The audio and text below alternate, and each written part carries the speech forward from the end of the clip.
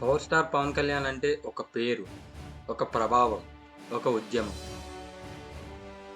ఈరోజు ఆయన పుట్టినరోజు సందర్భంగా మనం ఆయన సినీ ప్రయాణం, రాజకీయ యాత్ర, అభిమానుల అభిమానాన్ని గుర్తు చేసుకుందాం.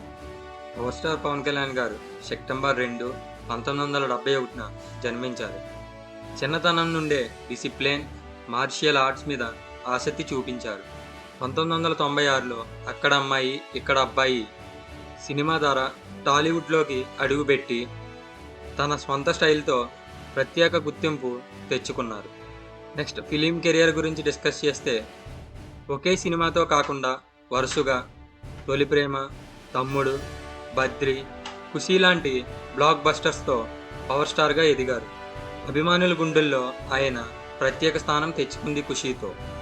తరువాత కూడా జల్సా, గబ్బర్ సింగ్, అత్తారింటికి దారేది లాంటి సినిమాలతో తెలుగు సినిమాకి కొత్త హైప్నిచ్చారు. నెక్స్ట్ మనం పవర్ స్టార్ పవన్ కళ్యాణ్ గారి unique style and fan base గురించి డిస్కస్ చేస్తే పవన్ కళ్యాణ్ అంటే కేవలం ఒక నటుడు కాదు, ఒక భావోద్వేగం. ఆయన జీవన శైలి, నిజాయితీ మరియు ప్రజల పట్ల ప్రేమ ఆయనని మరింత ప్రత్యేకంగా నిలబెట్టాయి.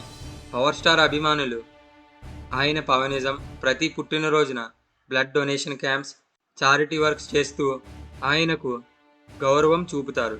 నెక్స్ట్ మనం పొలిటికల్ జర్నీ గురించి డిస్కస్ చేస్తే 2014లో ఆయన జనసేన పార్టీ స్థాపించి రాజకీయాలలో అడుగుపెట్టారు. సినిమా కంటే ఎక్కువగా ఆయనను ఇన్స్పైర్ చేసింది ప్రజల సమస్యలు. కష్ట సమయంలో ప్రజల పక్షాన నిలబడి తనని తాను ప్రజల కోసం అర్పించుకున్నారు. 2024 ఎన్నికల్లో ఆయన జనసేనతో ముఖ్య పాత్ర పోషించి రోజు ఆంధ్రప్రదేశ్ రాష్ట్ర ఉప ముఖ్యమంత్రిగా బాధ్యతలు చేపట్టారు. ప్రజల కోసం కొత్త అధ్యాయం ప్రారంభించారు. సినిమా హీరోగా మొదలైన ఆయన ప్రయాణం ఇప్పుడు రాజకీయ నాయకుడిగా ప్రజల ఆశాదీపంగా మారింది. పవర్ స్టార్ పుట్టినరోజు అనగానే అభిమానులకు పండగ.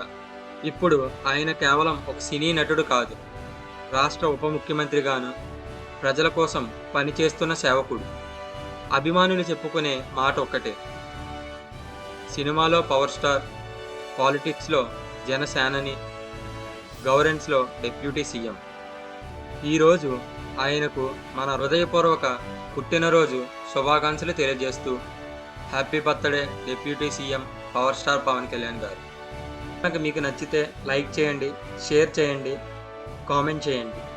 ఇంకా మన స్పోర్ట్స్ వరల్డ్ ఎంపీకే ఛానల్ని సబ్స్క్రైబ్ చేయడం మాత్రం మర్చిపోకండి.